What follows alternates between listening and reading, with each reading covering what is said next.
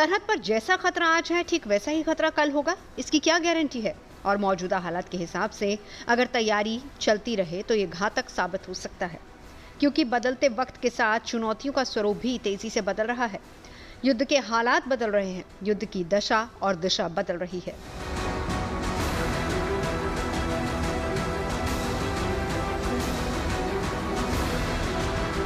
लिहाजा भविष्य के खतरों के हिसाब से भारतीय सेना की तैयारी चल रही है। तभी तो करगिल वॉर का हीरो और ऑपरेशन सिंदूर में पाकिस्तान को खून के आंसू रुलाने वाला Pinaka multi barrel rocket launcher system नए अवतार में सेना में शामिल होने के लिए तैयार है।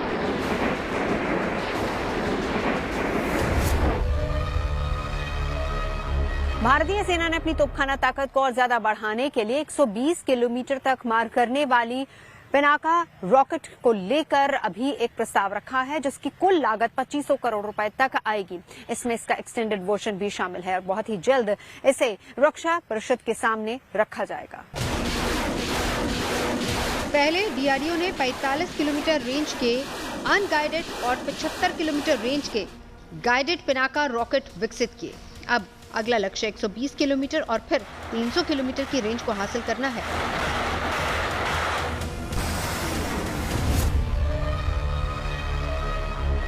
आर्टिलरी में जो वेपन सिस्टम्स हैं वो हमारे पास 10 किलोमीटर, 50 किलोमीटर, 60 किलोमीटर तक के रेंज है, 80 किलोमीटर भी है।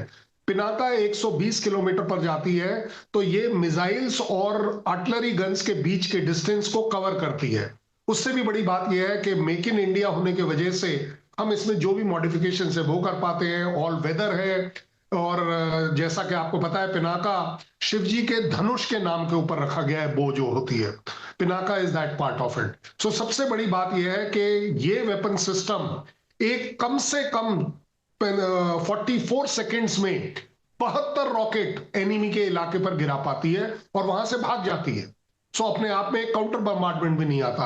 मुझे नहीं लगता कि इससे और अच्छी वेपन सिस्टम अपने आप में आर्टिलरी के रेंजेस के अंदर कवर होगी, क्योंकि इसके आगे मिसाइल स्टार्ट हो जाएंगी, जिसका कि एक अलग यूज होता है। रक्षा सूत्रों की माने तो नए रॉकेट उसी लॉन्चर से दागे जा सकेंगे जिसका इस्तेमाल अभी हो रहा है। इसका मतलब यह है कि सेना को नए लॉन्चर खरीदने या फिर बदलने की जरूरत नहीं पड़ेगी। पुराने सिस्टम से ही ज्यादा दूरी तक हमला किया जा सकता है। सेना प्रमुख जनरल उपेंद्र द्विवेदी को भी पिनाका सिस्टम पर पूरा भरोसा है। हाल ही में उन्होंने कहा था कि जैसे ही पिनाका के लॉन्ग रेंज वाले वर्जन तैयार हो जाएंगे, सेना दूसरे वैकल्पिक या विदेशी हथियारों की योजना को छोड़ सकती है। पिनाका इसमें भी वही सोच विचार आ रहा है कि अगर इसका एम्यूनिशन हमें बढ़ी हुई रेंजेस दे सकता है, तो क्या जो हम ऑल्टरनेट देख रहे थे उस ऑल्टरनेट की जरूरत है। हम अभी हाई एक्सप्लोजिव प्री फ्रेगमेंटेड जो हमने एम्यूनिशन जिसका हम अभी साइन करने जा रहे हैं तकरीबन 6000 करोड़ का, और एरिया डिनायल म्यूनिशन जो हम साइन करने जा रहे हैं करीब 4500 करोड़ का। तो जैसे ही हमारे ये एम्यूनिशन में बढ़ोतरी होगी और हमें रेंज अच्छी मिलेगी, हो सकता है जो हमारे बाकी लॉन्ग रेंज वेपन्स हैं हम उनको ड्रॉप करके इसमें कंसंट्रेशन करें।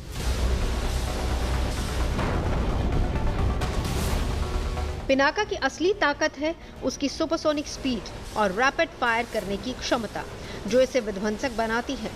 अब अगर 120 किलोमीटर रेंज वाली पिनाका की बात की जाए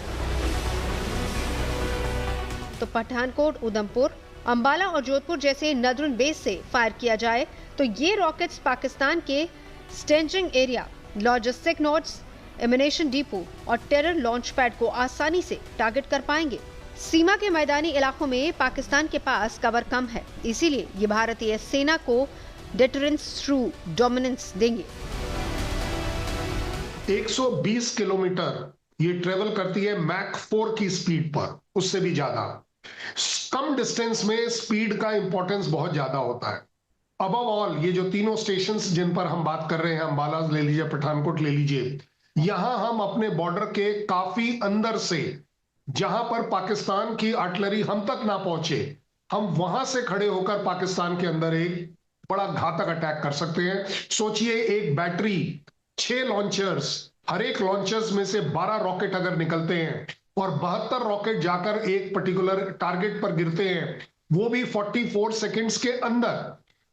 अपने आप में कोई ऐसा टारगेट नहीं है जो 44 सेकंड में अपने पोस्चर को बदल सके या वहां से भाग सके। फिलहाल भारतीय सेना Pinaka MK2 guided rocket system का इस्तेमाल कर रही है। ये सिस्टम 20 से 75 किलोमीटर की दूरी तक लक्ष्य को निशाना बना सकता है और इसकी सटीकता करीब 30 मीटर के भीतर बताई जाती है। अब 120 किलोमीटर रेंज वाले नए पिनाका के आने से भारतीय सेना के तोपखाने की क्षमता 90 किलोमीटर रेंज वाले रूसी स्मर्च सिस्टम से भी आगे निकल जाएगी। पिनाका रॉकेट सिस्टम DRDO की तरफ से बनाया गया है और ये पूरी तरह से स्वदेशी मल्टी बैरल रॉकेट सिस्टम है। 1990 से ये इस्तेमाल में है। सबसे बड़ी खासियत ये है कि भारत इसे आर्मेनिया को निर्यात भी कर रहा है। रक्षा क्षेत्र में आत्मनिर्भर भारत के बढ़ते कदम की दस्तक को आज पूरी दुनिया महसूस कर रही है। तभी तो हथियार आयात करने वाला देश आज दुनिया के हथियार सप्लाई करने वाले देशों में तेजी से नया मुकाम हासिल कर रहा है। साथ ही देश में ही भारत ऐसे ऐसे हथियार तैयार कर रहा है जिन्हें हासिल करना कई मुल्कों का सपना माना गया।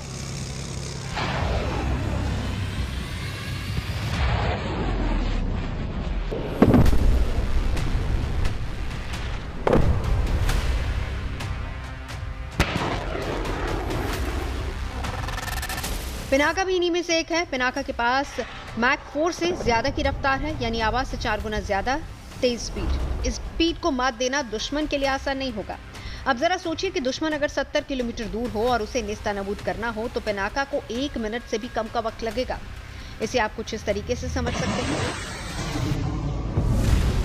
पिनाका में इस्तेमाल किए जाने वाले रॉकेट की रफ्तार 5757 किलोमीटर प्रति घंटा है, यानी कि मैक 4 की रफ्तार से ज्यादा। अब दुश्मन अगर 70 किलोमीटर दूर है तो उसे टारगेट करने के लिए महज 44 सेकंड का वक्त लगेगा।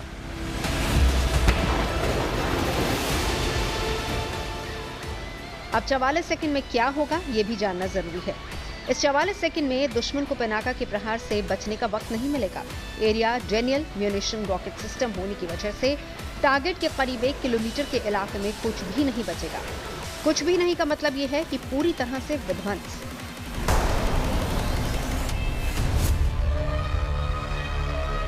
कोई भी रॉकेट सिस्टम अगर इस स्पीड के साथ लॉन्च किया जाएगा जिसका 4.7 मैक यानी कि ध्वनि की जो रफ्तार उससे 4.7 गुना तेजी से ये रॉकेट जाता है हवा में, तो लिहाजा जो डिस्टेंस है वो कम टाइम में तय कर लेगा। इसका डिटेक्शन मुश्किल होगा क्योंकि ये बहुत हाई स्ट्रेटा ऑफ एटमॉस्फेयर में नहीं जाता है और इतनी स्पीड से जाता है तो इसको हवा में बर्बाद करना मुश्किल होता है। और जो इसका एरिया कवरेज होता है वो बहुत ज्यादा होता है, 750 मीटर बाई 500 मीटर। अगर इस इलाके में दुश्मन का कोई भी टारगेट होगा तो उसको बर्बाद कर देता है। तो इसका डिटेक्शन मुश्किल है।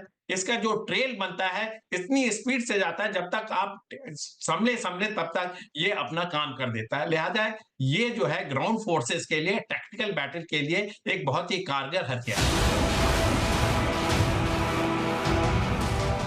पिनाका रॉकेट की रेंज आमतौर पर 37 किलोमीटर के बीच ही होती है, लेकिन हाल ही में DRDO ने इसे और अधिक दूरी तक पहुंचाने के लिए इसका एडवांस संस्करण विकसित किया है, जिससे इसकी रेंज 75 किलोमीटर तक बढ़ गई है। भारतीय सेना की आर्टिलरी में शामिल पिनाका रॉकेट एक फ्री फ्लाइट है, यानी कि इसे बस लॉन्च करने की देरी है और फिर उसके बाद ये अपनी रेंज यानी कि 37 किलोमीटर के दायरे में हिट करेगा, लेकिन ये एग्जैक्ट हिट नहीं कर सकता। इसी का एक्सटेंडेड वर्जन जो कि गाइडेड रॉकेट सिस्टम होगा उस पे ज्यादा काम किया गया है, क्योंकि उसमें पूरी तरह से GPS लैस सिस्टम लगाया गया है, यानी एक बार अगर निशाना लग गया तो ये निशाना अचूक ही होगा। पिनाका लंबी दूरी का आर्टिलरी सिस्टम है। इसे नजदीक से युद्ध होने से पहले दुश्मन को टारगेट करने के लिए यूज किया जाता है। साल 1999 के करगिल युद्ध में पिनाका ने दुश्मन खेमे में जबरदस्त तबाही मचाई थी। तब पिनाका मार्क 1 ने बेहद सटीक तरीके से दुश्मन के बंकरों को तबाह कर दिया था। Pinaka multi barrel rocket launcher से हुए ताबड़तोड़ प्रहार ने दुश्मनों की इन्फेंट्री यानी कि पैदल सेना की कमर तोड़ दी थी। पिनाका सिस्टम पूरी तरह से देश में ही बना है और इस सिस्टम की खासियत यह है कि सिर्फ 44 सेकंड में 12 रॉकेट दाग सकता है। यानी हर 4 सेकंड में एक रॉकेट फायर। स्वदेशी हथियार पिनाका को हिंदुस्तान की आर्टिलरी की सबसे बड़ी ताकत माना जाता है। इसे आप इस तरीके से समझिए कि ये किसी भी छोटी आर्टिलरी या फिर किसी छोटी टुकड़ी पर आराम से हमला कर सकता है। बिना बॉर्डर पार किए दुश्मन को नुकसान पहुंचा सकता है। लेकिन अब इसी के अपग्रेडेड वर्जन यानी कि Pinaka multi barrel rocket launcher system को और अपग्रेड करने की तैयारी चल रही है।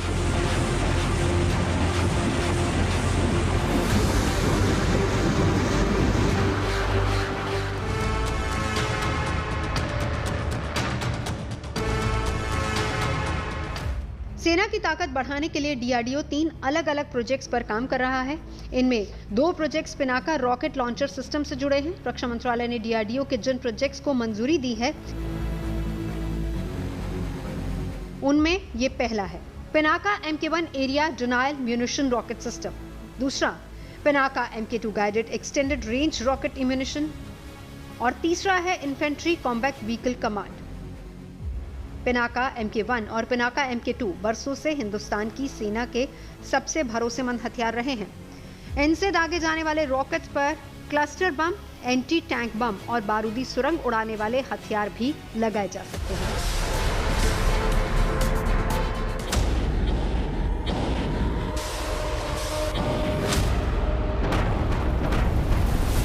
पिनाका सिस्टम की एक बैटरी में 6 लॉन्च व्हीकल्स होते हैं।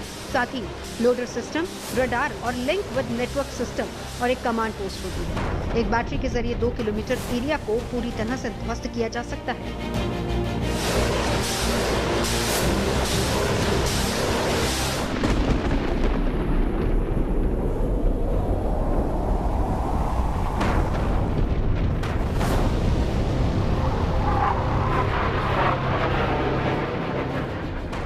भगवान शिव की धनुष पिनाका के नाम पर डेवलप किए गए इस मिसाइल सिस्टम को भारत और पाकिस्तान से लगी सीमाओं पर तैनात करने के मकसद से बनाया गया है। डीआरडीओ में बना Pinaka MK1 aerial denial munition युद्ध क्षेत्र में कई तरह से सेना के काम आता है। पिनाका MK1 टैंक को राख करने के साथ साथ बख्तरबंद गाड़ियों को भी तबाह कर सकता है। पिनाका MK1 रेंज की बात की जाए तो ये करीब 40 किलोमीटर है।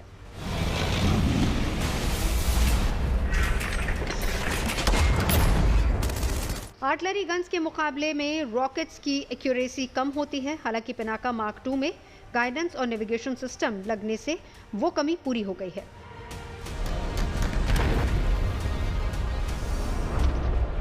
पिनाका रॉकेट के मार्क 2 वर्जन को एक गाइडेड मिसाइल की तरह तैयार किया गया है, जिसकी क्षमता को बढ़ाने के लिए इसमें नेविगेशन, कंट्रोल और गाइडेंस सिस्टम जोड़ा गया है। नेविगेशन सिस्टम सीधे Indian regional navigation satellite system से जुड़ा है। यानी पिनाका MK2 लॉन्च होने के बाद यह दुश्मन को खुद ही ढूंढ लेता है। इससे इस मिसाइल की मारक क्षमता बेहद सटीक यानी कि निशाना अचूक माना जाता है।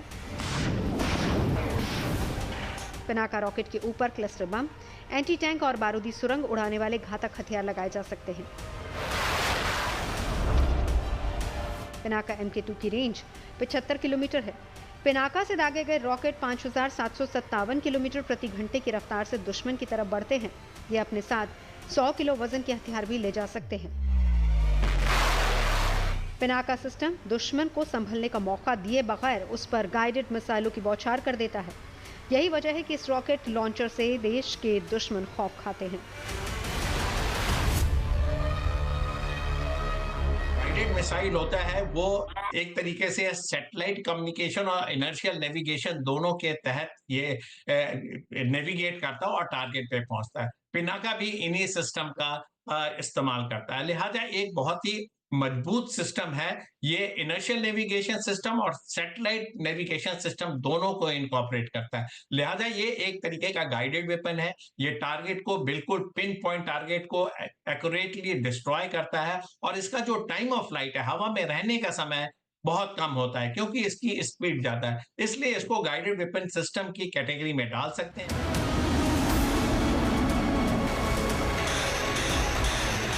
Multi barrel rocket launcher system की सबसे बड़ी खासियत है कि जितनी तेजी से प्रहार करता है उतनी ही तेजी से अपना लोकेशन भी बदल लेता है, जिससे दुश्मन के रडार पर आने का खतरा कम हो जाता है। इस रणनीति को शूट एंड स्कूट की रणनीति कहा जाता है। लिहाजा लॉन्चर व्हीकल की मैन्यूवरेबिलिटी बहुत अच्छी होनी चाहिए। पिनाका इस पैमाने पर खरा उतरता है। ट्रेडिशनल आर्टिलरी बेसिकली व्हील्स पे तो होती थी, लेकिन उसको टो किया जाता था ट्रक्स के द्वारा या बाकी गाड़ियों के द्वारा। वो अपने आप एक पोजीशन पर जब डिप्लॉय हो जाती थी ये तोपें, तो अपने आप हिल नहीं सकती थी। फिर धीरे धीरे करके आर्टिलरी में चेंज आया और इन तोपों को मैन्यूरेबल बना दिया गया, यानी ये अपने आप अपनी जगह से 200 मीटर 400 मीटर तक चल के जा सकती हैं या 1 किलोमीटर तक जा सकती हैं, शिफ्ट कर सकती हैं और फिर दुश्मन पे फायर कर सकती हैं। एक जगह से फायर करके और फिर अपनी पोजीशन पे खुद जब एक गन दूसरी पोजीशन पे हिल जाती है, उसको आप शूट एंड स्कूट सिस्टम बोलते हैं, यानी शूट किया और वहां से खिसक लिए। क्योंकि अगर आप एक ही जगह खड़े होकर दुश्मन पे फायर करेंगे तो दुश्मन आपकी पोजीशन को कैच कर लेगा और फिर दुश्मन की आर्टिलरी या एयरफोर्स आपके ऊपर अटैक करेगी। डीआरडीओ पिनाका के दोनों वेरिएंट्स को और घातक बनाने की कोशिश में जुटा है। देश में हुए तमाम परीक्षणों में पिनाका रॉकेट लॉन्चर अपनी ताकत साबित कर चुका है। पिनाका सिस्टम 214 मिलीमीटर बैरल वाले 12 रॉकेट से लैस होता है। इनमें से हर एक रॉकेट पर 100 किलोग्राम का वॉरहेड अटैच होता है। साथ ही पिनाका एडवांस नेविगेशन और कंट्रोल सिस्टम से लैस है और इसको रास्ता दिखाने का काम Indian regional navigation satellite system यानी कि IRNSS के जरिए किया जाता है, जिसे नाविक भी कहते हैं। नाविक से लैस होने के बाद पिनाका की सटीक मारक क्षमता बढ़ गई है।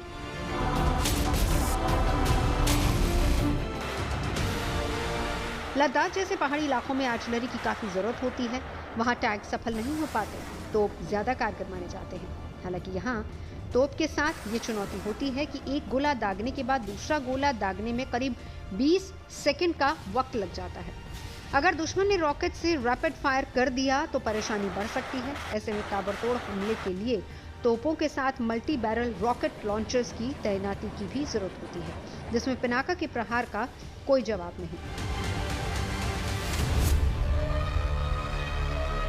रॉकेट सिस्टम्स जो होते हैं अपने आप में एक बड़े स्पीड की डेवलपमेंट है। पहली बात, एक घातक अटैक जिसको बोलते हैं ना ओवरवेलमिंग फायर पावर, एक बहुत बड़ा एमुनेशन का क्वांटिटी रैपिड रेट में आप डिलीवर करते हैं टारगेट के ऊपर। अगर इसको हम टैंक से कंपेयर करें तो हमको सबसे बड़ी बात है कि 120 किलोमीटर का रेंज मिलता है। टैंक में आप बहुत अच्छा रेंज ले लेंगे, 1 किलोमीटर 2 किलोमीटर 3 किलोमीटर। इसी तरह आर्टिलरी गन्स में भी जो बाकी रेंजेस अवेलेबल है, मे बी 40, 50, 60। अब तो हम पिनाका की जो फेज 2 वाली गन है, मार्क 2 गन्स है, वो 80 और 90 किलोमीटर की बात कर रही है। 130 किलोमीटर पर होने का सबसे बड़ा एडवांटेज, आप अपने आप को दुश्मन के फायर से बचाकर उसके ऊपर अपने आप फायर कर पाते हैं।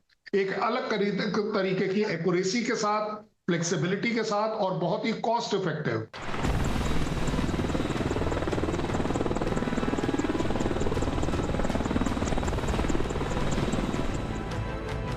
थल सेना की ताकत को बढ़ाने के लिए अपाचे हेलीकॉप्टर का आखिरी बैच भी भारत पहुंच चुका है।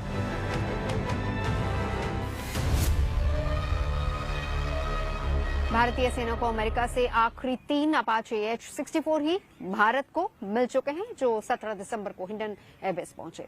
यानी कुल मिलाकर अब 6 अपाचे भारत के पास हैं, जो कि भारत की ताकत को और ज्यादा मजबूती देने वाले हैं। तीनों हेलीकॉप्टर्स को फाइनल असेंबली के बाद पाकिस्तान के साथ लगी पश्चिमी सीमा के पास जोधपुर में 451 आर्मी एविएशन स्क्वाड में तैनात किया जाएगा।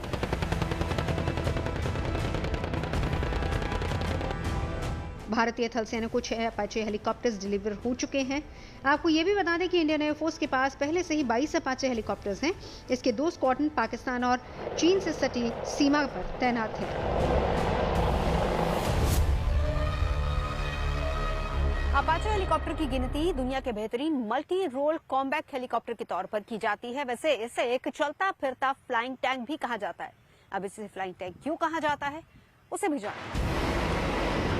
माउंटेन वॉरफेयर का बेहतरीन योद्धा है अपाचे। इसके पास बेजोड़ ताकत है, साथ ही हथियार चलाने का हुनर भी है।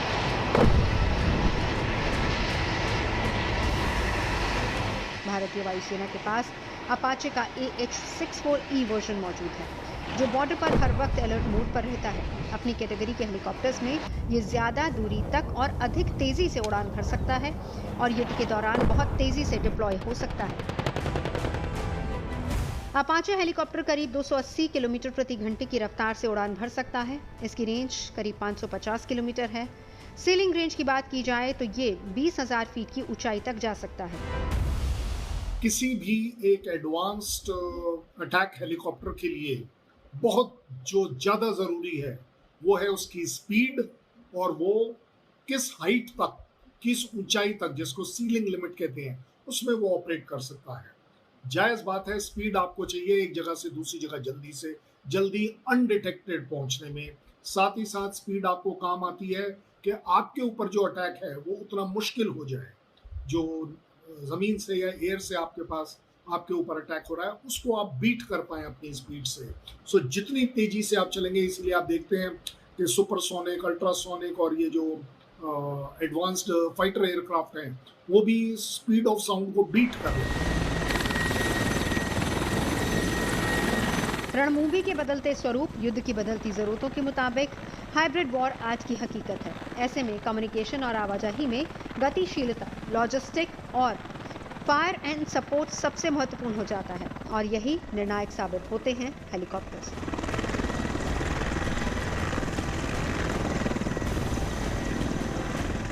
एक अटैक हेलीकॉप्टर जमीन के काफी करीब चलता है। करीब होने के कारण वो दुश्मन की रडार की पकड़ में नहीं आता।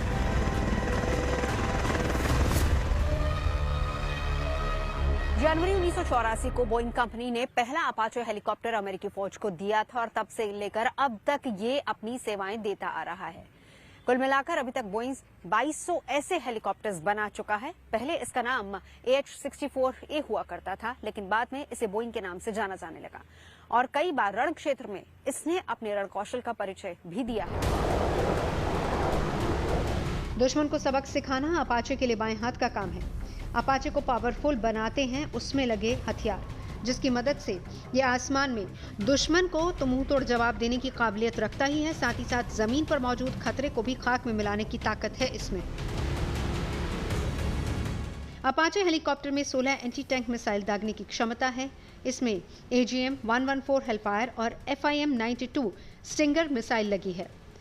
हेलफायर मिसाइल किसी भी आर्म्ड व्हीकल जैसे टैंक, तोप, BMP वाहनों को पलक झपकते ध्वस्त कर सकती है। वहीं स्ट्रिंगर मिसाइल हवा से आने वाले किसी भी खतरे का सामना करने में सक्षम है। इसके साथ ही anti tank missile spike Apache को बेहद ताकतवर बनाती है। जरूरत के मुताबिक अपाची अटैक हेलीकॉप्टर 300 किलोमीटर की रफ्तार से दुश्मन के टैंक की तरफ या कमांड पोस्ट की तरफ अग्रसर हो सकता है। युद्ध के दौरान कमांडर टैक्टिकल रिक्वायरमेंट के हिसाब से इसको युद्ध भूमि में 500 किलोमीटर दाएं बाएं आगे पीछे डिप्लॉय कर सकता है। एक और खासियत इसमें यह है कि इसमें नाइट विजन डिवाइस लगे हुए हैं और इसमें जो 2 पायलट हैं, एक आगे एक पीछे, उनको रात के समय में भी इंफ्रारेड डिवाइस के द्वारा दुश्मन के टैंक, बख्तरबंद गाड़ियां और जमीनी गतिविधियां दिखती रहती हैं। रात के समय में भी ये हमारे जो एडवांसिंग आर्मर्ड कॉलम है उनको फ्लैंक प्रोटेक्शन दे सकता है।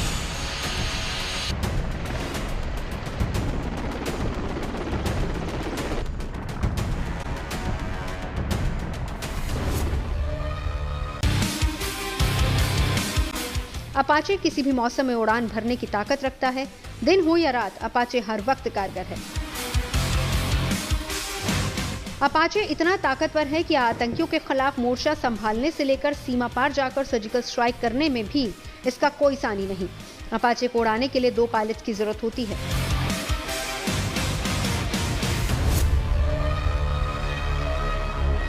अटैक हेलीकॉप्टर सिस्टम एक अपने आप में अजूबा क्रिएट किया गया है जो कि बेस्ट इन द वर्ल्ड माना जाता है। जिस तरीके का मल्टी मिशन ये कैपेबिलिटी है उसको कंट्रोल करने के लिए इसमें 2 पायलट दिए गए हैं जो टेंडम में ऑपरेट करते हैं, एक आगे एक उससे पीछे। और बढ़िया बात यह है कि पीछे वाला जो पायलट है वो उस पूरे एयरक्राफ्ट को मैनोवर करता है, उसकी वो चलाता है, उसको पायलटिंग करता है। साथ ही साथ जो आगे वाला है पायलट वो गनर पायलट कहलाता है। वो अपने गन सिस्टम्स को टारगेट के ऊपर अटैक करता है। बट इसका मतलब ये नहीं है कि दोनों में से एक ही काम हो पाएगा। दोनों की ही काबिलियत होती है कि वो एयरक्राफ्ट को उड़ा भी पाते हैं इंडिपेंडेंटली और साथ ही साथ फायरिंग भी कर पाते हैं। अब आपको ये जानकर हैरानी होगी कि अपाचे हेलीकॉप्टर को उड़ाने वाले पायलट जो हेलमेट पहनते हैं वो हेलीकॉप्टर के पावर की चाबी जैसी होती है। पायलट ने टारगेट की और निगाहें टेढ़ी की तो समझिए कि बारूद की बौछार शुरू हो जाएगी। दरअसल पायलट के हेलमेट से हथियार कंट्रोल होता है, यानी पायलट केवल अपनी गर्दन मोड़कर या निगाहें फेरकर दुश्मन पर वार कर सकता है। अपाचे हेलीकॉप्टर का जो पायलट और को पायलट हेलमेट पहनते हैं वो बहुत ही स्टेट ऑफ आर्ट होता है। वो एक उसका जो सिस्टम होते हैं वो सारे सिस्टम उसके एवियोनिक्स से कंट्रोल होते हैं। जिस तरफ पायलट या को पायलट की दिशा या हेलमेट की दिशा होती है उसी दिशा में वो वेपन प्लेटफॉर्म अपने आप मूव कर जाता है। साथ में उसमें सर्टेन कांस्टेंट डिस्प्ले आते रहते हैं जैसे कि हाइट, स्पीड, लोकेशन, ये जिससे कि पायलट और को पायलट को पता लगता रहे वो किस जगह पे है, टारगेट उनसे कितनी दूरी पे है, किस तरीके से उन्होंने टारगेट को डेजिग्नेट करना है, किस तरीके से मिसाइल को फायर करना। और जब वो उस दिशा में अपने हेलमेट को मोड़ते हैं तो वेपन प्लेटफॉर्म स्वतः उस दिशा की तरफ चले जाते हैं। अचूक निशाना लगाने की वजह से अपाचे हेलीकॉप्टर की एम्यूनिशन यानी कि गोला बारूद बर्बाद नहीं होते और दुश्मन को ज्यादा से ज्यादा नुकसान पहुंचाया जा सकता है। अपाचे हेलीकॉप्टर 256 टारगेट डिटेक्ट कर सकता है। इससे 1 मिनट में 128 टारगेट्स पर निशाना लगाया जा सकता है। इसमें एक 30 mm की M230 चेन गन लगी होती है जो 1 मिनट में 600 से 650 राउंड फायर कर सकती है। अपाचे हेलीकॉप्टर की एक और ताकत है इसका पावरफुल इंजन, जिसकी मदद से अपाचे हाई स्पीड पर भी बेहतरीन प्रदर्शन कर सकता है। बोइंग का अपाचे हेलीकॉप्टर जनरल इलेक्ट्रिक के 2 T700 GE 701D turboshaft engine से उड़ता है। हर इंजन की ताकत 1487 किलोवाट है। अपाचे अटैक हेलीकॉप्टर दुनिया के सबसे आधुनिक और घातक हेलीकॉप्टर्स माने जाते हैं। ये दुश्मन की किलेबंदी को भेदकर उसकी सीमा में घुसकर हमला करने की ताकत रखते हैं। अपाचे हेलीकॉप्टर में high quality night vision system है जिसकी मदद से दुश्मन को अंधेरे में भी ढूंढा जा सकता है। अपाचे की ताकत को आप इस तरीके से समझिए कि एक बार में उड़ान भरने पर 2800 फीट की ऊंचाई को छूता है। सबसे बड़ी और खास बात यह है कि 3.25 घंटे तक लगातार उड़ान भर सकता है। इसके अलावा इसका नेविगेशन सिस्टम बहुत ही स्ट्रांग है। अच्छा कम्युनिकेशन सिस्टम इसे और ज्यादा ताकतवर बनाता है और मॉडर्न तकनीक से ये पूरी तरह से लैस है। अपाचे के रहते दुश्मन की हर चालबाजी धरी की धरी रह जाएगी, चाहे बॉर्डर पर मंडराने वाले चीनी हेलीकॉप्टर्स हों या फिर घुसपैठ की कोशिश। अपाचे का अटैक कोई भी नहीं झेल पाएगा।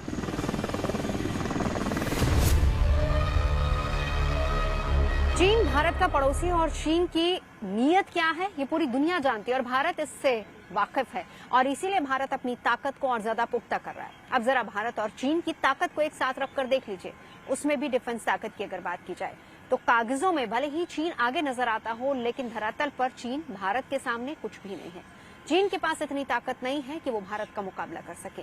चीन के पास ना तो ऊंचाई पर ले जाकर हमला करने वाले हथियार हैं और ना ही उस तरह के हेलीकॉप्टर और फाइटर जेट्स हैं जो कि भारत के पास है और जो भारत की ताकत को और ज्यादा मजबूती देते हैं।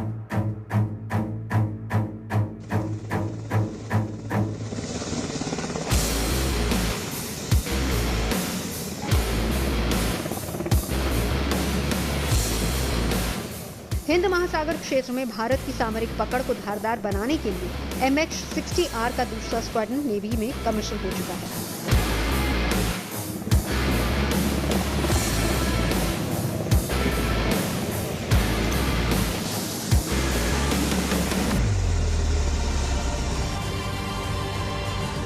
गोवा के हंसा नेवल बेस पर MH-60R Seahawk multi role helicopters को INS हंसा पर कमीशन किया गया है। सीहॉक की नई स्क्वाड्रन को भारतीय नौसेना में INS 335 ऑस्प्रे के रूप में कमीशन किया गया।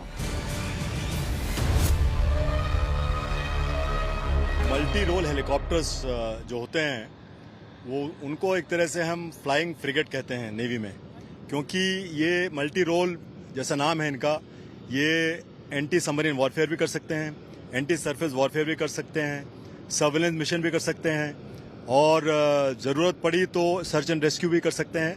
और शिप से ऑपरेट करके ये जो शिप की जो मारक क्षमता है, शिप की जो कॉम्बैट रेडीनेस है, उसको कई गुना बढ़ा देते हैं।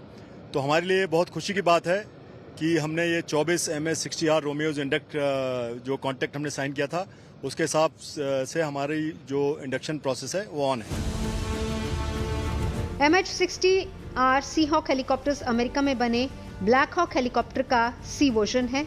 नौसेना के बेड़े में शामिल हो चुके इस योद्धा को भारतीय परिस्थितियों के हिसाब से कई परीक्षणों से गुजारा गया। MH-60R हेलीकॉप्टर भारतीय नौसेना के लिए game changer multi mission helicopter है, जो कि फ्रिगेट, डिस्ट्रॉयर और एयरक्राफ्ट कैरियर सहित कई प्लेटफॉर्म से संचालित करने की क्षमता रखता है और भारतीय नौसेना की ऑपरेशनल पहुंच को काफी हद तक बढ़ाता है।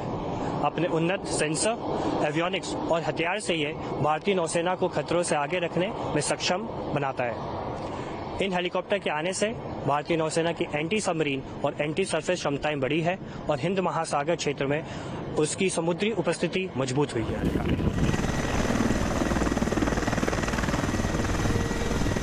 MH-60R मल्टी रोल हेलीकॉप्टर न सिर्फ समंदर की लहरों पर दुश्मन का काल बनेंगे, बल्कि समंदर के अंदर घात लगाकर वार करने की फिराक में घूम रही पनडुब्बियों को पानी के अंदर ही तलाश करके तबाह कर सकते हैं।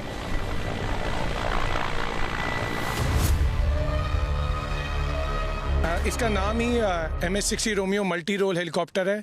ये हवा में, सतह में और पानी के नीचे भी अपनी एक्टिविटीज़ को कर सकता है।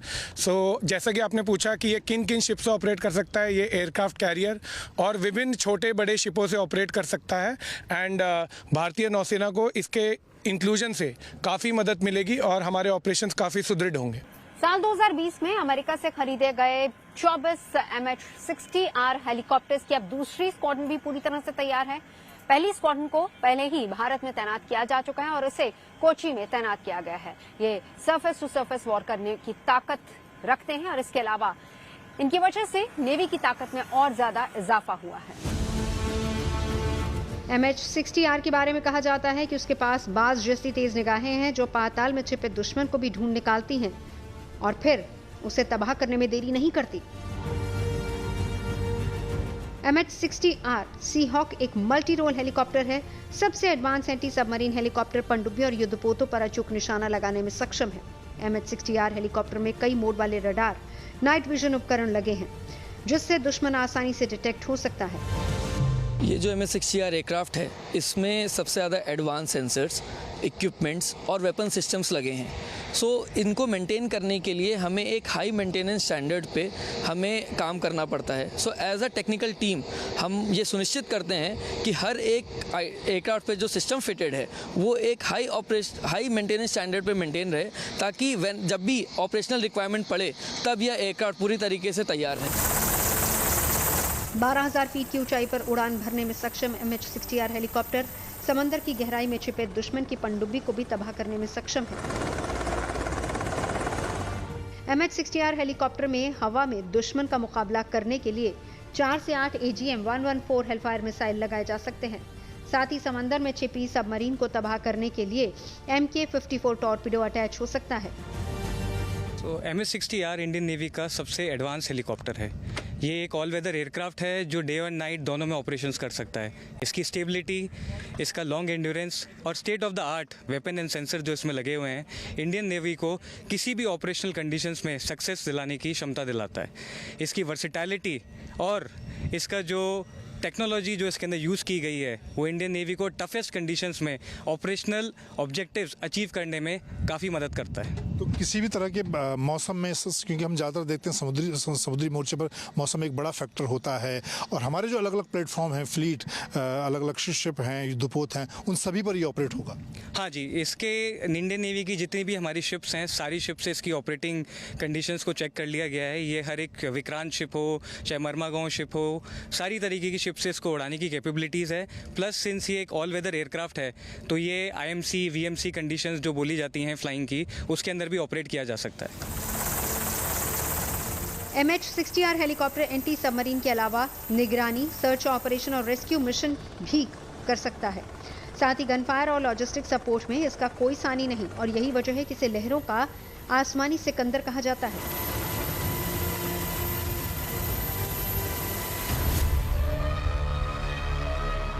MH-60R को दुनिया के सबसे बेहतरीन मैरीटाइम हेलीकॉप्टर्स में से एक माना जाता है। ये एंटी सबमरीन और एंटी सरफेस में पूरी तरह से कारगर साबित हुआ है। रक्षा विशेषज्ञ मानते हैं कि अभी तक इतनी ताकत किसी में नहीं, यानी कि MH-60R अभी तक का सबसे बेहतरीन हेलीकॉप्टर माना गया। MH-60R ऑल वेदर हेलीकॉप्टर है, यानी कि हर मौसम में अपने मिशन को बाखूबी अंजाम दे सकता है। हवा में इसकी बेजोड़ रफ्तार इसे और ज्यादा ताकतवर बनाती है। MH-60R हेलीकॉप्टर की रफ्तार 267 किलोमीटर प्रति घंटा है, जो एक बार में 830 किलोमीटर तक का सफर तय कर सकता है। रोमियो हेलीकॉप्टर की खास बात यह है कि इसे एयरक्राफ्ट कैरियर के साथ साथ फ्रिगेट जहाजों से भी ऑपरेट किया जा सकता है, जो इसकी ताकत को कई गुना बढ़ा देता है।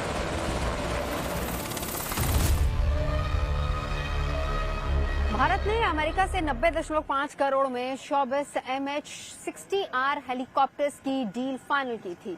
2020 में अमेरिकी राष्ट्रपति डोनाल्ड ट्रंप भारत आए और इसी दौरान भारत की तरफ से इन हेलीकॉप्टर्स को खरीदने के लिए डील साइन की गई, जिसके बाद अमेरिका ने भारत को 2 रोमियो हेलीकॉप्टर्स दिए और बाकी बचे हेलीकॉप्टर्स की डील भी अब पूरी हो जाएगी, यानी अब भारत के बेड़े में ये हेलीकॉप्टर्स शामिल हो जाएंगे। MH-60 रोमियो हेलीकॉप्टर भारतीय नौसेना के लिए आंख, कान और लंबी दूरी तक दुश्मन का सफाया करने वाला हथियार बनेगा।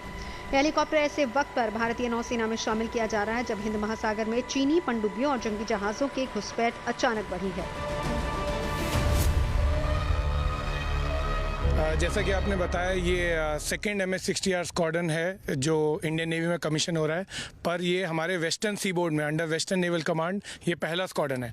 जैसा कि आपने बताया कि ये आधुनिक एयरक्राफ्ट है, इसमें नए नए सेंसर्स लगे हुए हैं जो कि हमारे फ्लीट को, शिप्स को निगरानी रखने में मदद देते हैं और इस आधुनिक हेलीकॉप्टर और हमारे क्रू कॉम्पिटेंस के दम पर हम भारतीय नौसेना को नई ऊंचाई पर ले जाने का पूरा प्रयास करें। हिंद महासागर और दूसरे संवेदनशील इलाकों में अपने बेहतरीन क्षमताओं और तकनीक की बदौलत MH-60R हेलीकॉप्टर नौसेना की ताकत को और बढ़ाएगा। साथ ही MH-60R की नई स्क्वाड्रन अपने नाम आस्प्रे को साकार करते हुए भारत की समुद्री सीमाओं को अभेद बनाएगी। MH-60R इंडियन नेवी का सबसे एडवांस हेलीकॉप्टर है। ये एक ऑल वेदर एयरक्राफ्ट है जो डे एंड नाइट दोनों में ऑपरेशंस कर सकता है। इसकी स्टेबिलिटी, लॉन्ग एंड्योरेंस और स्टेट ऑफ द आर्ट जो वेपन्स एंड सेंसर्स इसमें लगे हुए हैं, इंडियन नेवी को किसी भी ऑपरेशंस को किसी भी कंडीशंस में स्विफ्टली कंप्लीट करने की कैपेबिलिटी प्रोवाइड करता है, चाहे वो एंटी सबमरीन वॉरफेयर हो, सरफेस सर्वेलेंस हो या सर्च एंड रेस्क्यू मिशन हो। इसकी वर्सेटैलिटी एंड मॉडर्न टेक्नोलॉजी जो इस एयरक्राफ्ट में यूज की गई है, इंडियन नेवी को किसी भी कंडीशंस के अंदर सारे के सारे ऑपरेशंस को टाइमली और सिक्योरली कंप्लीट करने की कैपेबिलिटी प्रदान करता है। दरअसल हिंद महासागर में चीन अपने पांव पसारने की फिराक में है। अब अरब सागर के रास्ते भी खतरा है, लिहाजा भारत ये नहीं चाहता कि कहीं से भी चूक की गुंजाइश हो और यही वजह है कि दुनिया की बेहतरीन और मोस्ट एडवांस हेलीकॉप्टर MH-60R को नौसेना में शामिल करने का फैसला लिया गया। भारत के पास इस समय 140 पोत हैं, जिसके लिए MH-60 रोमियो की तरह के नेवल अटैक हेलीकॉप्टर्स की कमी काफी समय से महसूस की जा रही है। मौजूदा वक्त में भारतीय नौसेना ब्रिटिश सी किंग हेलीकॉप्टर्स का इस्तेमाल कर रही है। रिपोर्ट्स के मुताबिक MH-60R उन्हीं की जगह लेंगे। रोमियो हेलीकॉप्टर्स भारतीय रक्षा बलों को सतह रोधी और पनडुब्बी रोधी युद्ध मिशन को सफलता के अंजाम देने में सक्षम हैं। MH-60R हेलीकॉप्टर्स को उड़ाने के लिए 2 पायलट्स की जरूरत होती है। इसकी कॉकपिट में बैठे पायलट रात के घने अंधेरे में भी अपने लक्ष्य को ढूंढ निकालते हैं। इसमें सेल्फ डिफेंस के लिए 7.62 mm मशीन गन लगी हुई है। भारत को घेरने के लिए चीन पहले से ही पड़ोसी देशों में अपनी पकड़ मजबूत कर रहा है। वहीं डेवलपमेंट के नाम पर पाकिस्तान, बांग्लादेश, नेपाल, मालदीव, श्रीलंका जैसे देशों को कर्ज के जाल में फंसा चुका है। चीन समंदर में भी यही नीति अपना रहा है, जिसे नेस्तनाबूद करने के लिए भारत बाहुबलियों की फौज तैनात कर रहा है, जिनमें से एक नाम है MH-60R हेलीकॉप्टर का।